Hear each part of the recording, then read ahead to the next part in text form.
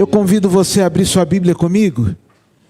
No primeiro livro da Bíblia, Gênesis capítulo 32. A partir do verso 22 até o verso de número 32. Gênesis 32, a partir do verso 22. Nós estamos na campanha Somos Um. E dentro dessa campanha nós estamos trabalhando em 4 estações.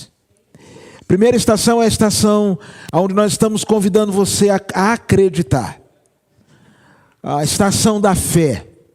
A Bíblia diz que sem fé é impossível agradar a Deus, porque é necessário que aquele que se aproxime de Deus creia que Ele existe e que Ele é recompensador daqueles que o buscam. Mas nós entendemos que você só consegue confiar em quem você conhece. E você, para chegar ao nível da confiança, você precisa passar por alguns estágios. Você conhece, você se relaciona e aí você confia. Por isso, o que nós estamos convidando você nesse tempo não é simplesmente para acreditar que Deus vai nos dar todos os recursos que precisamos. Não é simplesmente convidar você a acreditar que em janeiro nós estaremos vivendo um novo tempo, é muito mais do que isso. O que nós queremos convidar você neste tempo é para que você, nessa estação da fé, aprofunde o seu conhecimento, o seu relacionamento e, consequentemente, a sua confiança em Deus. Portanto, a palavra de Deus vai nos ensinar algumas verdades neste texto que falam muito forte ao meu coração. A partir do verso 22, a Bíblia vai nos dizer assim: naquela noite, Jacó levantou-se, tomou suas 2 mulheres, as suas 2 servas e os seus 11 filhos, para atravessar o val de Jaboque. Depois de havê-los feito atravessar o rio, fez passar também tudo o que possuía. Jacó, porém, ficou sozinho. E então veio um homem que se pôs a lutar com ele até o amanhecer. Quando o homem viu que não poderia dominá-lo, tocou na articulação da coxa de Jacó de forma que lhe deslocou a coxa enquanto lutavam. Então o homem disse: deixe-me ir, pois o dia já desponta. Mas Jacó lhe respondeu: não te deixarei ir, a não ser que me abençoes. E o homem lhe perguntou: qual é o seu nome? Jacó, respondeu ele.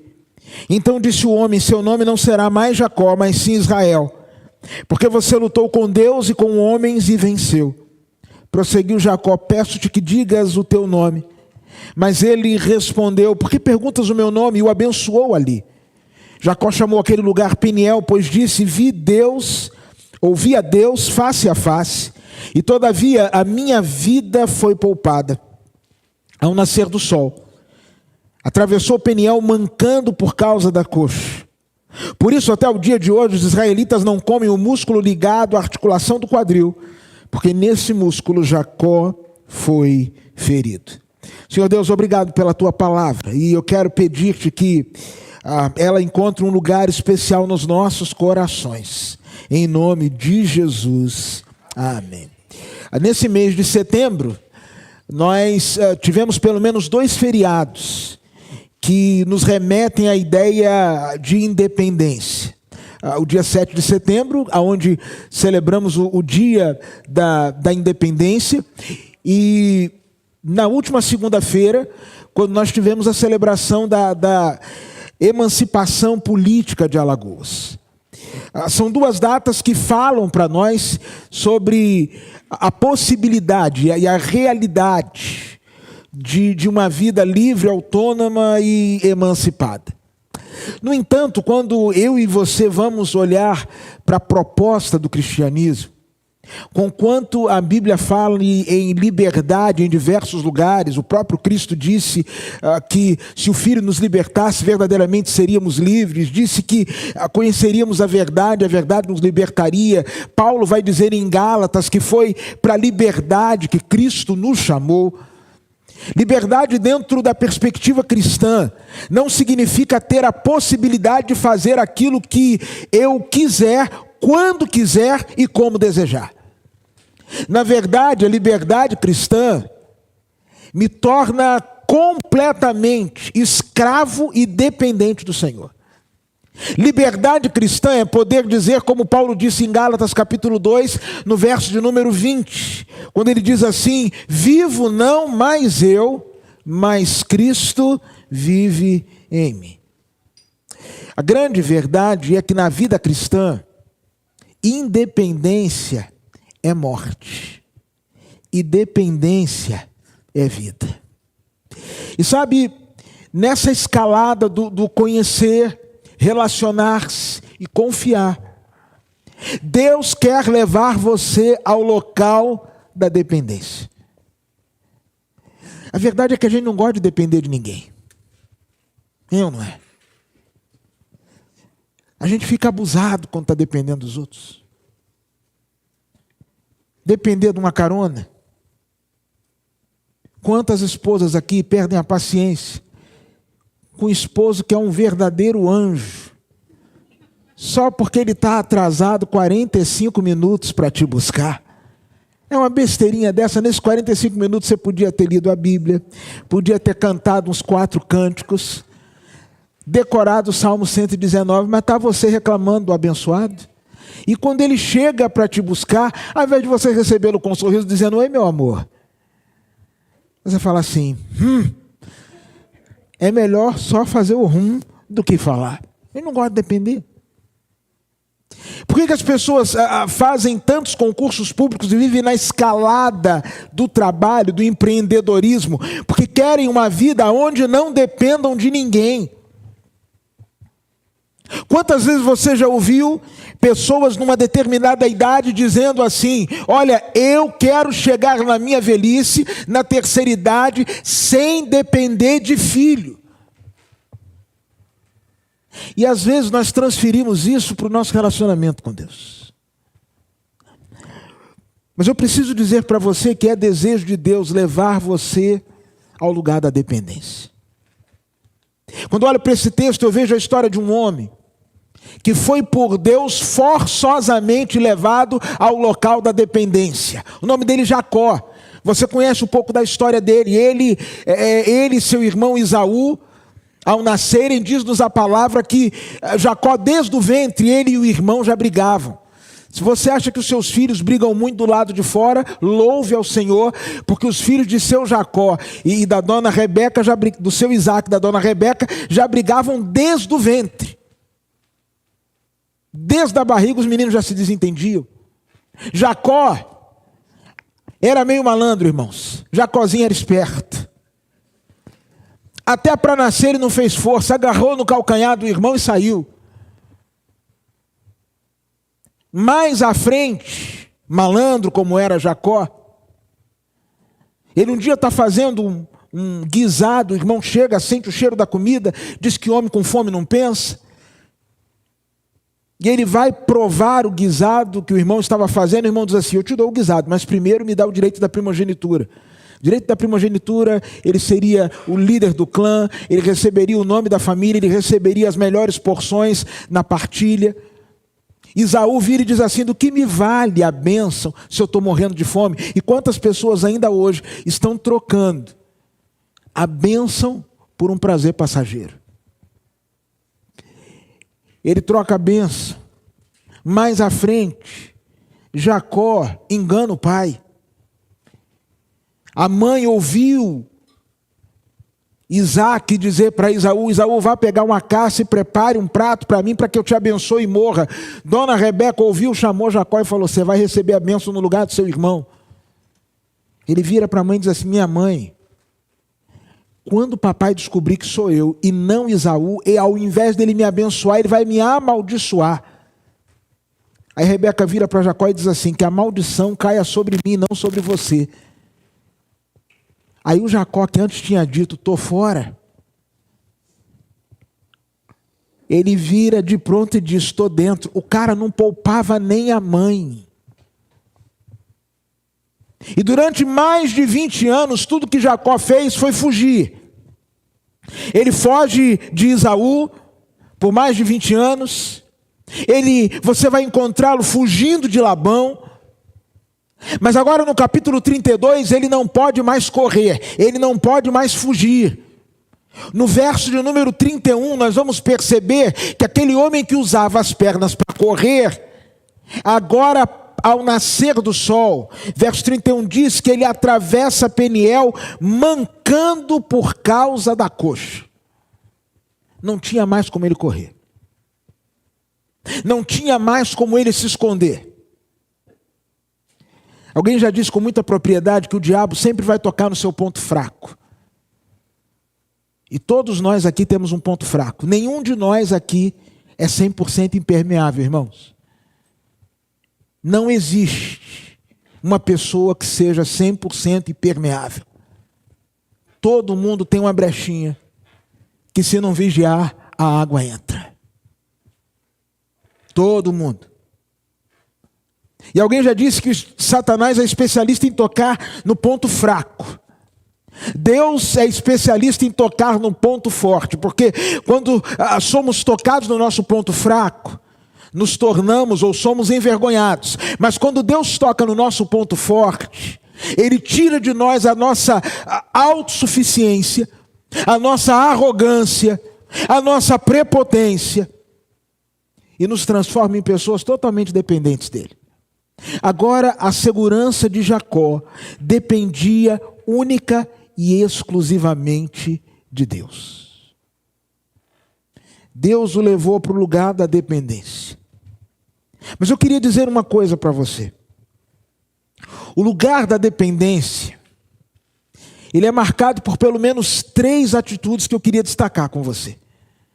O lugar da dependência só pode ser um lugar de transformação se pelo menos 3 coisas acontecerem neste lugar.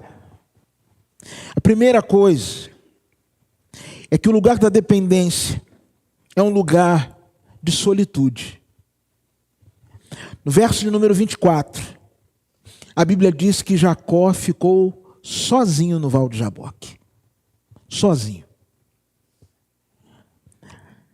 Nós perdemos o senso de intimidade. Porque hoje nós ansiamos por popularidade.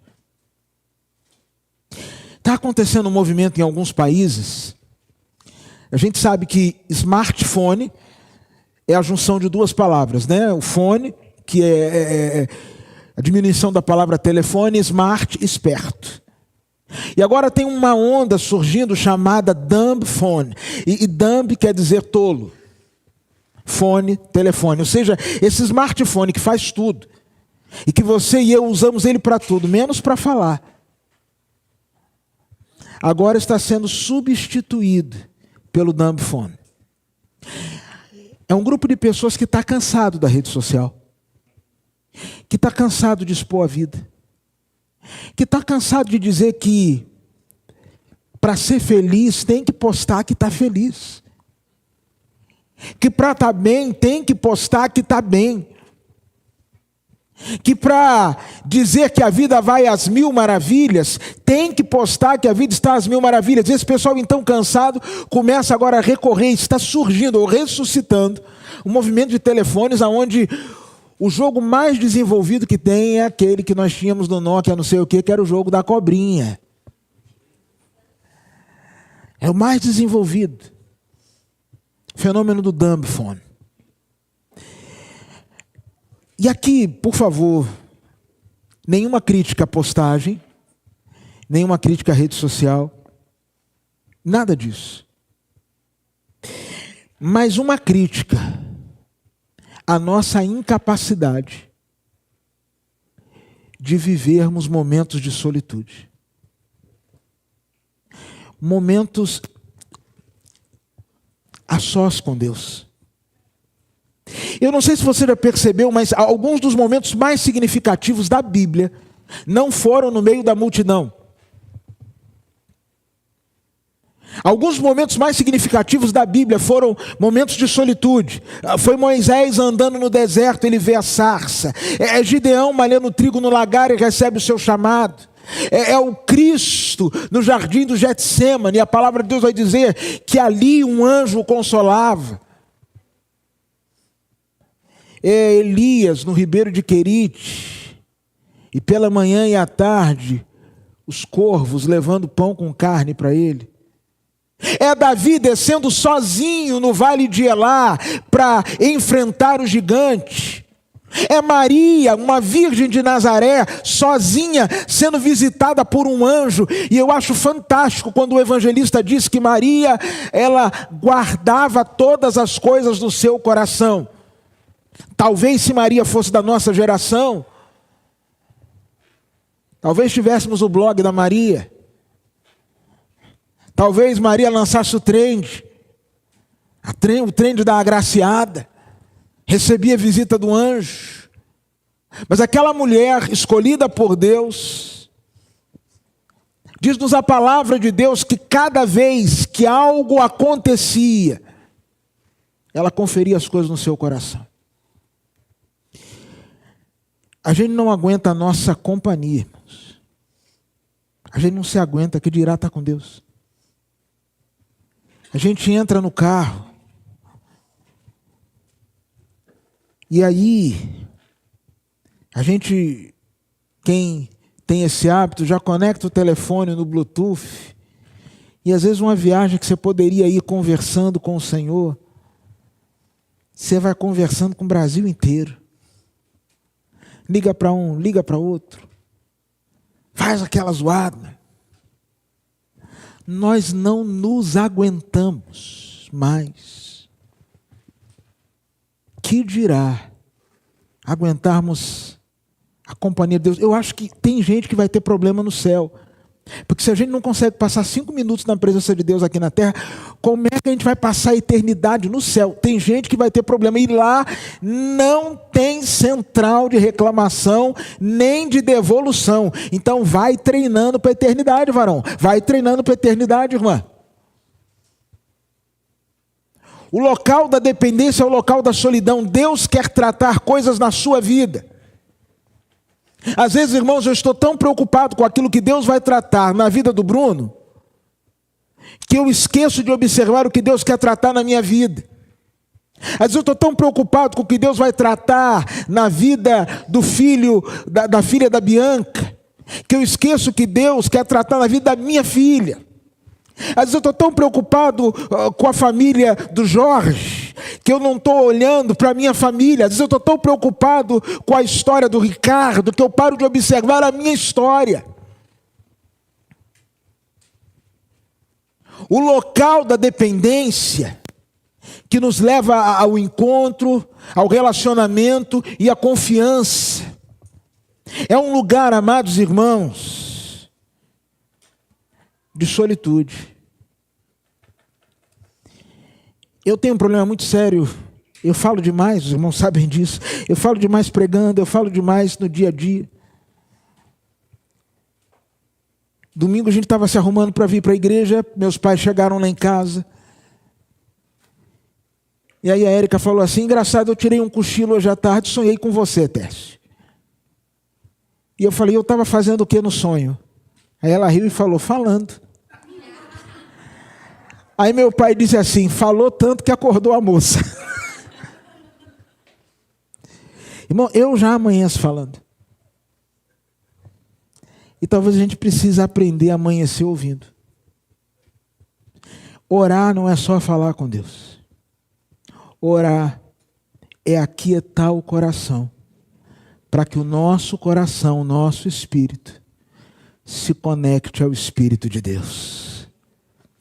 Irmãos, eu creio que o Espírito Santo de Deus habita em nós, amém, irmãos? Jesus Cristo disse que Ele nos conduziria a toda a verdade. Ora, se Jesus disse que Ele habita em nós, se Jesus disse que Ele nos conduziria a toda a verdade, e nós estamos perdidos, é porque algo de errado nós, e não Ele, está fazendo. Quieta seu coração. Quando olho para esse texto, eu percebo ainda que o lugar da dependência, irmãos, é um lugar de luta. Mesmo o verso 24 diz assim: então veio um homem que pôs-se a lutar com ele, que lutou com ele até o amanhecer. Jacó ficou sozinho, e um homem lá na frente, em Oséias, nós vamos saber que ele lutou com o Senhor, lutou com ele até o amanhecer. Irmãos, desde a infância, nós lutamos por independência. Os pais aqui devem se lembrar de filhos teimosos, que não sabiam nem atravessar a rua, mas quando você dava a mão, ele botava a mão para trás. Nem tamanho de gente tinha, mas já botava a mão para trás e não queria ajuda. Todo mundo conhece uma criança que não sabia nem corretamente o caminho do prato até a boca, mas se recusava a ser servida. Hoje eu vejo menina de 2 anos, os pais falando assim: olha, pastor, essa menina aqui já escolhe as roupas. Ela chega e diz assim: isso não combina.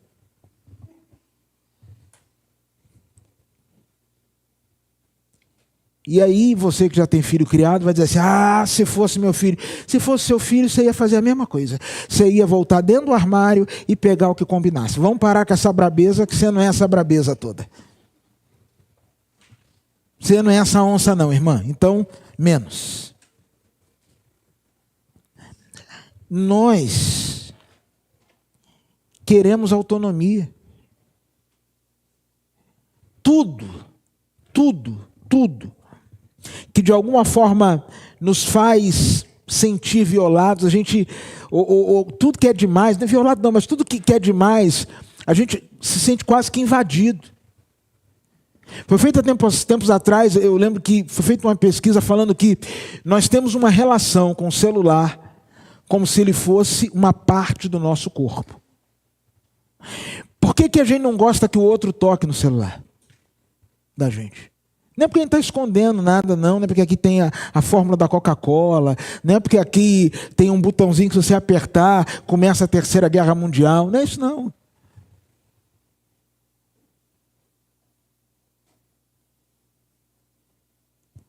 Tem nada para esconder. Espero que você também não tenha. Mas mexer no celular, foi comprovado nessa pesquisa, é como tocar numa parte do corpo. E às vezes não é para esconder, mas é a privacidade. Toda pessoa tem direito à sua privacidade. Menos aqueles que têm menos de 18 anos. Adolescente, criança, eu entro no celular mesmo, o Instagram do meu filho é logado no meu celular, eu olho, ele sabe, fica feliz, eu estou protegendo meu filho. Se ele não gostar, faça diferente com os filhos dele, porque comigo eu olhava no das meninas, olho nos dele, e quem achar que eu estou arcaico, eu nem vou dormir por conta disso hoje, louvado seja o nome do Senhor. Mas a gente sente como se fosse uma parte do nosso corpo. Você quer ver um negócio que irrita? Todo mundo, ou quase todo mundo. Você fala assim: fulano, olha aqui uma foto. Aí você mostra a foto para a pessoa. Aí a pessoa fica assim, ó.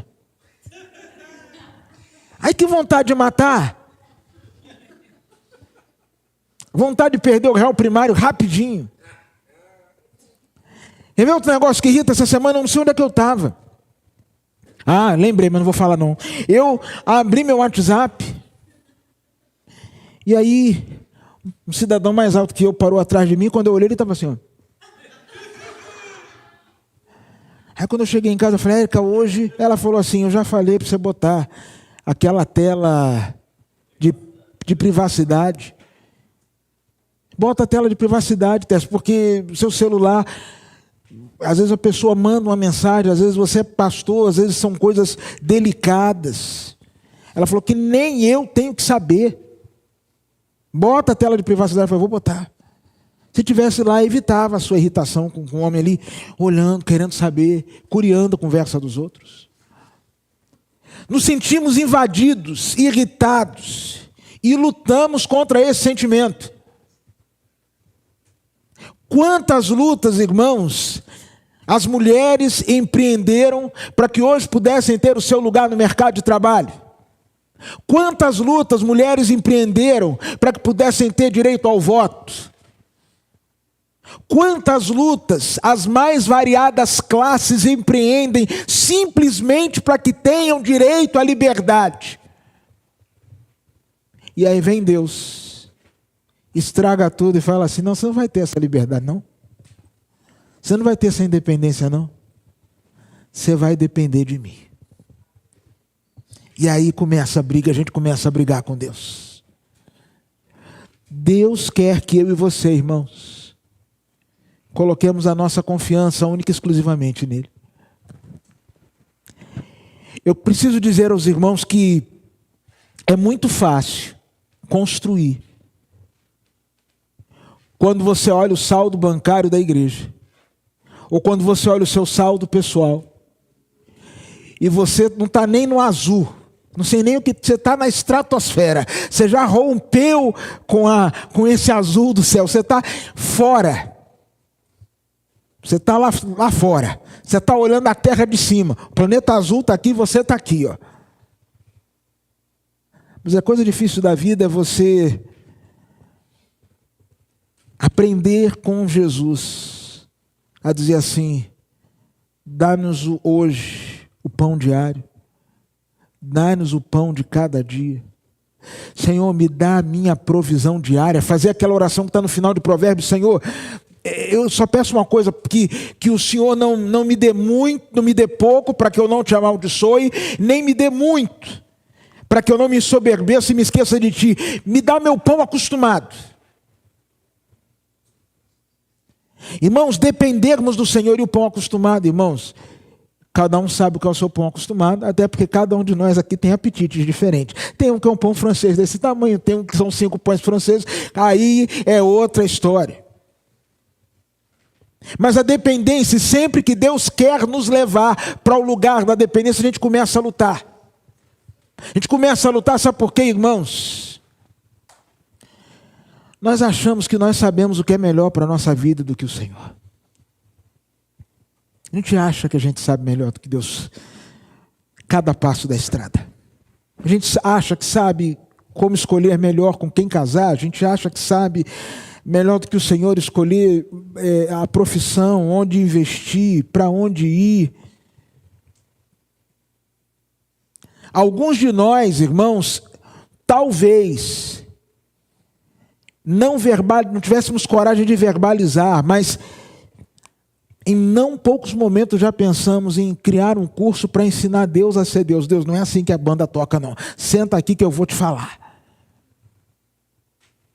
E quando o controle nos é tirado das mãos, e Deus deseja tirar o controle das suas mãos, Deus não quer que você tenha o controle da sua história, não. Ele quer ser soberano sobre a sua vida. Quando esta verdade se instala na sua mente, se instaura no seu coração, inevitavelmente você começa a espernear, inevitavelmente você começa a lutar.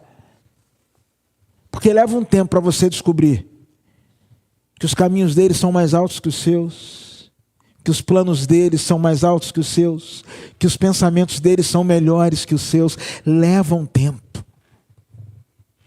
No primeiro momento nós achamos que Deus está nos sufocando, que Deus é um eterno estraga-prazeres, que Deus quer roubar de nós a alegria, mas não é nada disso. Ele simplesmente quer que nós nos rendamos. Eu nunca fui bom em artes marciais. Na verdade, nessa área do esporte, eu estou procurando uma coisa que eu seja bom. Eu queria muito, irmãos, que leitura queimasse caloria e desenvolvesse os músculos, mas se isso acontecesse, eu acho que eu estava saradão, bombadão, eu era o cara. Mas não foi esse o método que Deus escolheu. E eu lembro que uma vez eu fui para uma aula de jiu-jitsu, não gostei de jiu-jitsu, nada contra quem faz, tá? Todo respeito. Eu ia até fazer uma piada, não vou fazer mais porque você é grande e eu ainda tenho juízo, eu tenho filho para criar, mas assim, aquele negócio muito junto, assim, entendeu? Eu não... Todo respeito, você não leva para o coração não, por favor. Tá, já que tá com tua vontade eu posso falar. Aquele negócio muito agarrado com o homem, me deu uma agonia, aí eu não assim, para mim não deu certo. Mas eu sei que teve uma hora que o camarada estava me dando era uma chave de braço, armlock. Ele ia quebrar meu braço. Eu falei assim, você está quebrando meu braço. Ele falou, é simples, não tem que falar, tem que fazer o quê? Bater. E ele puxando, ele está quebrando meu braço. Ainda queria que tocar no ungido do Senhor. Eu sou pastor, hein? Quebrar braço de pastor dá azar. Solta o meu braço, ele falou, pastor, bate. Bate, você está quebrando, ele bate. Você está me machucando, eu estou falando sério. E pior que eu não podia nem falar tão sério, o cara era mais forte que eu. Eu estava na mão dele. Ele falou, aí ele deu assim sabe quando dá aquela ruindade que vocês fazem? Deu só uma carga, aí ele bate. Aí eu falei, rapaz, que falta de humanidade é essa? Ele falou, que burrice é essa? Bate! Aí ele soltou, falou, tá vendo? Ele falou assim, ainda falou assim, aí ajeitou o kimono, aí daquela ajeitada, viu o banho é grátis, né? Porque os caras suam. Aí o banho é grátis, aí você fica todo molhado. Aquele kimono cheiroso, banho grátis, o cara faz assim, ó. Aí falou assim, pastor, o senhor viu que o tempo que demorou a acontecer foi o tempo que levou para o senhor se render. Se o senhor tivesse se rendido antes, tinha doído menos. Mas o senhor quis dar uma de forte, quis dar uma de valente. Ia quebrar o braço, pastor. Eu não gosto. É porque tem que ser inteligente para lutar jiu-jitsu. Fiquei bem com os caras agora. Já não vou apanhar na saída, louvado seja o nome do Senhor por isso. É o lugar da luta. E por vezes Deus vai mexer em áreas da sua vida que você vai dizer assim, aqui não, Senhor. Aqui não, Senhor. Está doendo, Senhor. Está ferindo, Senhor. O Senhor está me machucando. Senhor, mexa em tudo, menos aqui. E como disse certo pastor, todas as vezes que eu disse, mexa em tudo, menos aqui, foi justamente no menos aqui que ele mexeu. Mas deixa eu concluir. É o lugar da solidão, é o lugar da luta, mas é o lugar da verdade. Irmãos, encontro só se transforma em relacionamento e só se transforma em confiança se houver verdade. O texto vai nos dizer, no verso de número 27, o homem lhe perguntou, qual é o seu nome? Jacó, respondeu ele. Essa foi a primeira vez que Jacó se apresentou com o nome. Diante do seu pai ele disse que era Esaú. Quando ele estava em Padã Arã e ele encontra-se com Raquel, ele diz que é parente de Labão. Mas aqui, diante do Senhor, ele tira todas as máscaras e fala, eu sou Jacó. Jacó significa enganador, usurpador, uma pessoa atrapalhada. Eu sou um cara atrapalhado. Só quando nós admitimos as nossas mazelas é que Deus transforma as nossas histórias. O lugar da dependência é o lugar da verdade. Não da verdade sobre o outro, mas da verdade sobre mim. A gente costuma dizer, a culpa é minha, eu coloco em quem eu quiser.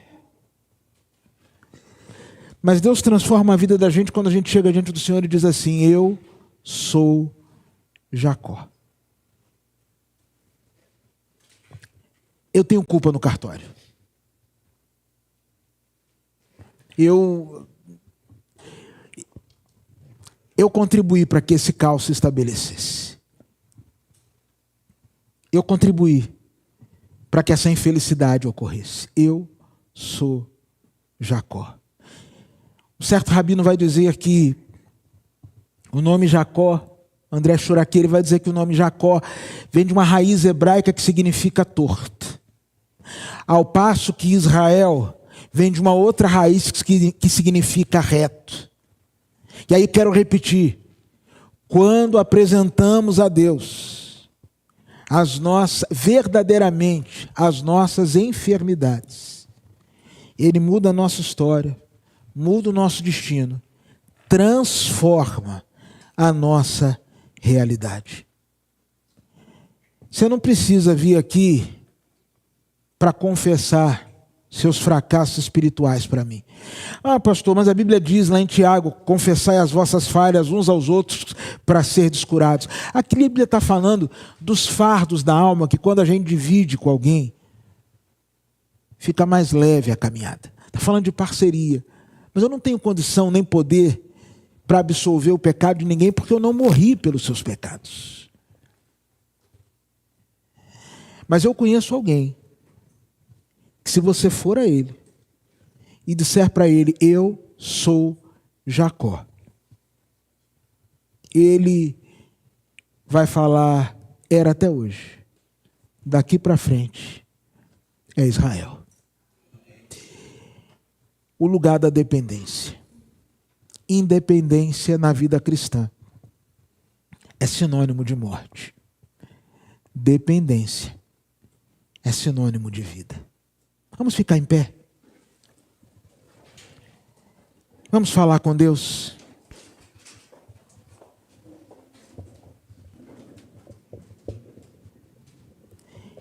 Irmãos, parece um papo tão fora de tudo nesse mundo aonde cada um quer bater no peito e dizer-se dono do seu destino, senhor da sua história. Mas o chamado de Deus para nós hoje é o de sairmos do lugar da autonomia, da rebeldia, e nos voltarmos para o lugar da dependência, dizendo assim: Senhor, eu preciso do Senhor, eu careço da tua ajuda, eu careço da tua misericórdia. Senhor, eu vou separar um tempo e um lugar para estar com o Senhor. Senhor, eu sei que vai ser luta, mas tudo bem, Senhor, eu vou me render. Não precisa quebrar o meu braço, eu vou bater. Senhor, eu vou diante do Senhor para dizer de fato quem eu sou.